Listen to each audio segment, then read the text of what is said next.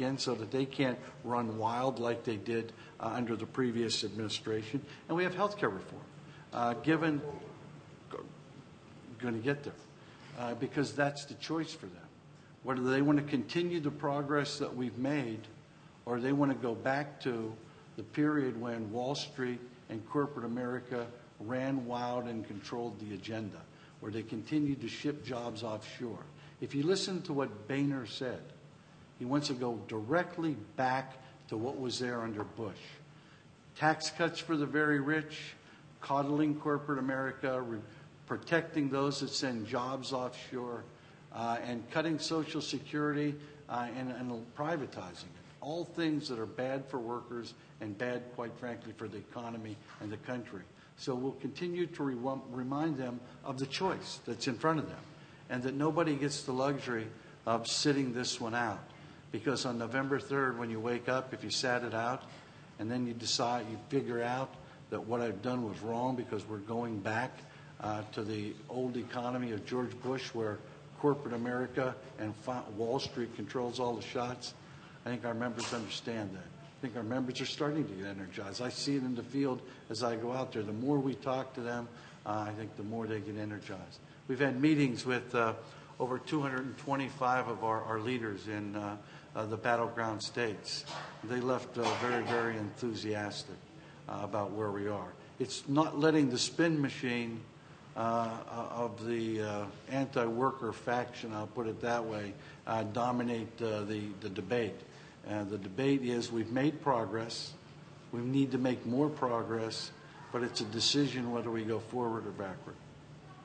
Great, and I'd like to take a question from the phone. Operator, do we have any questions online? Yes, ma'am. We have a question from Kurt Victor of National Journal Magazine. Go ahead, please. Thank you. Thank you very much for holding this. You all have had speakers now detailing the horrific impact of the recession. The president's economic team said that if his stimulus package was implemented, unemployment would not exceed 8%. Obviously, that is not true. Why should voters reward this economic performance over the last year and a half or so, and why should voters frankly believe what the White House has to say after they were so woefully wrong in that case? Kirk, it's good to hear your cynical voice again. Let me start off by correcting your first assumption. Okay. When we talked about the stimulus package would help things, we were talking about an 8% unemployment rate, but we were talking about a stimulus package that was $1.4 trillion. We ended up getting a stimulus package because of the Republican that was half that size. And then it was cut into three sections. A third of it for infrastructure investment, a third of it for tax cuts for the middle class because of President Obama, and then a third of it was aid to state and local governments, which was absolutely necessary. Now, we've created about 3.5 million jobs with that stimulus package. We knew back then it was too small to get the job done, and so did the Republicans. And quite frankly, that's why they kept trying to pare it down, because they didn't want it to work. They wanted to trade off an economic solution for beltway politics, and we're not going to let them get away with that. You can't continue to say no to every job creation that is out there, every job creation bill that's out there, and just say no and think that the American public, the American worker, is going to understand that, because you can't beat something with nothing. And the president's program pulled us back from the brink of depression, created 3.5 million jobs in the process, and laid the foundation for future growth. Now, just as we said back then, we need additional help. The federal and state governments must do additional things because the economy is slipping right now, and we need to do more. That's why they've fought so hard against being able to do more.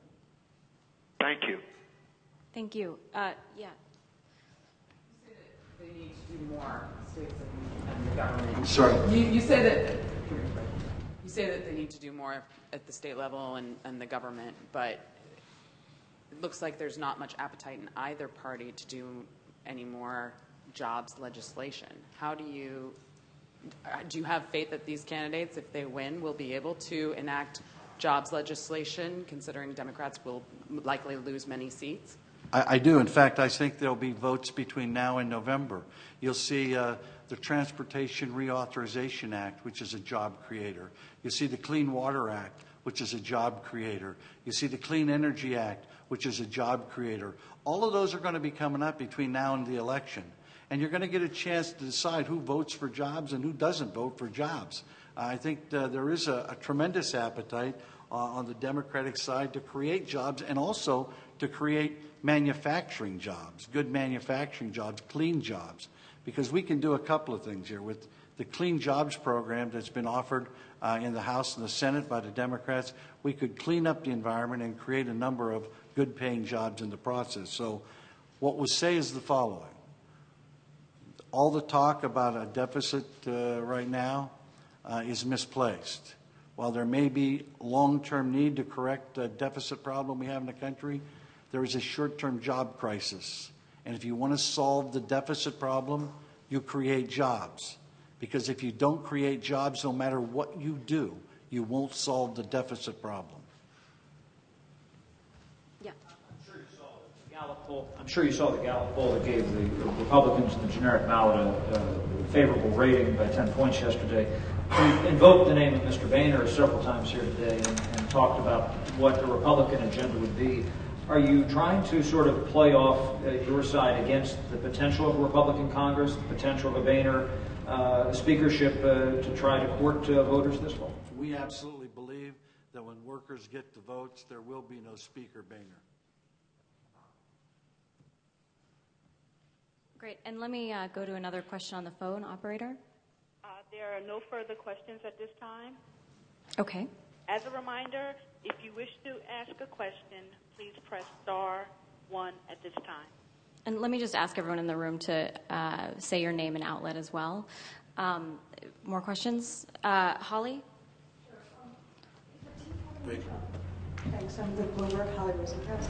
Is the Tea Party movement a threat to workers and unions? Do you think they're courting workers fairly to their message?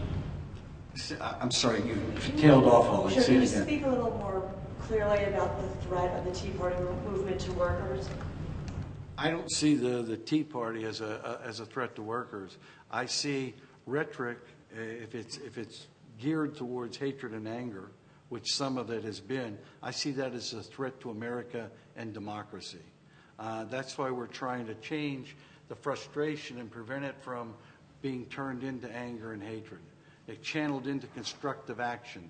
And if the Tea Party people want to constructively try to create jobs with us, we'd welcome that.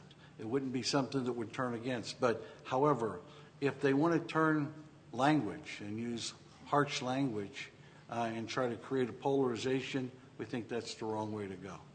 And we're going to work to make sure that every working family in the AFL-CIO has all the facts at their disposal so that they can vote in their best interest and vote for candidates who are going to champion jobs and a coming together of America rather than the polarization of America. Yeah, Mark? Got to have the phone? Mark Ruenberg of Press Associates Union News Service. We have been talking all this time about facts, about details, but people vote with their gut, not with their head. That's my question: is how are you going to get the gut? How are you going to counter the Glenn Becks, the Sarah Palins, who have already got the gut, so to speak? Man, give her some water. Poor thing. I mean, it's what I've told you all along. We're going to give them the facts. Give them the facts on who's on their side and who isn't on their side. Workers are very, very smart. When given the facts, they make the right decision not once in a while. They make the right decision every single time. We'll find out who wants to create jobs, who wants to protect their pensions, who wants to help them build a nation where everybody has health care, and who wants to continue giving tax cuts to the rich and go back to the old system where Wall Street and corporate America ran wild. We think that is a great motivator, and in past, it's proven to be such. Yeah, Sam? Sam Hannon, LAP. Your efforts to mobilize voters earlier this year in states like Massachusetts and Virginia did not work out so well. I'm sorry, I didn't hear what you said first. Your efforts to mobilize voters in states like Massachusetts and Virginia did not work out so well earlier this year. Have you learned any lessons, and how are you going to apply those going forward? I'm not so sure they didn't work out so well. We got started late, probably in both places. When we do mobilization, I think there's nobody who does it better. We have the biggest political program out there, the biggest ability to mobilize workers, over 17 million. And if you look at race after race, you'll find out that our members get excited, mobilize, and we get them out to the polls. I think you'll do that. We've started early enough, so we're not getting in the game late like we did in perhaps Massachusetts and Virginia, quite frankly. And we have, we'll be supporting candidates to support working people that have a record to stand on. Other questions in the room? Yeah, Felicia. Thanks. Felicia Salmez with the Washington Post. I'm just wondering if you could talk a little more about the TV ad that you guys are going up with this weekend. I'm sorry. I'm wondering if you can talk a little more about the TV ad that's going up this weekend, and if this is an opportunity to inform voters of the facts, why not give them some facts to help them make their decision for this November's races?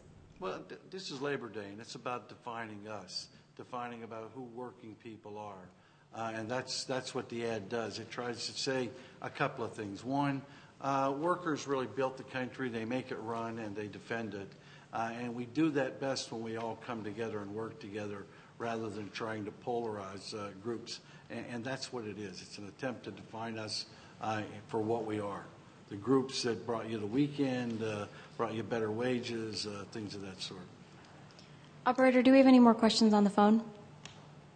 You do have a question from Randy Hester with the Kansas Star. Go ahead, please.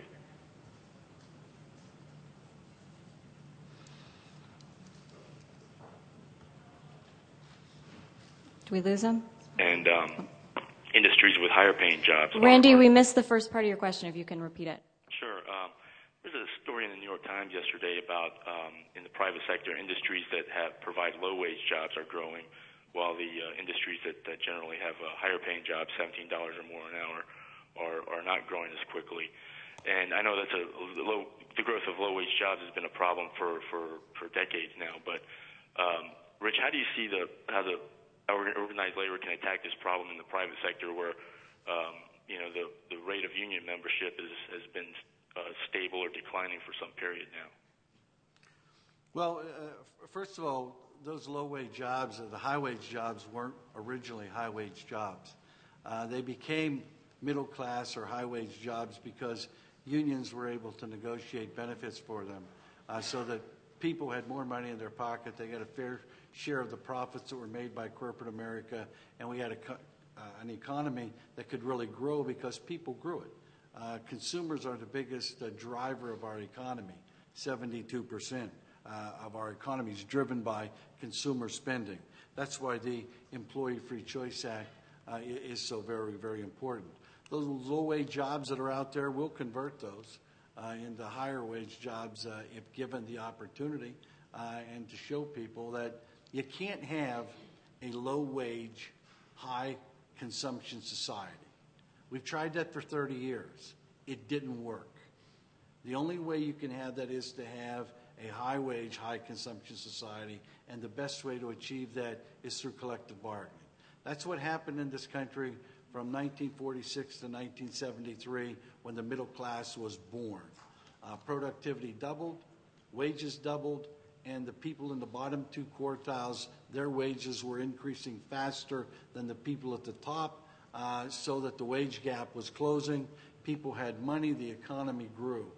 A different strategy took over in the late 70s to 80s when Reagan decided that we would have a low-wage, high-consumption society. We said then it wouldn't work. Everybody now knows it won't work, so we have to come up with something better. And the best way to make those low-wage jobs middle-class producing jobs is through collective bargaining. And the best way to do that is to reform our laws and to pass the Employee Free Choice Act. Okay, thank you. Yeah, Melanie? Hi, Melanie Trotman with the Wall Street Journal.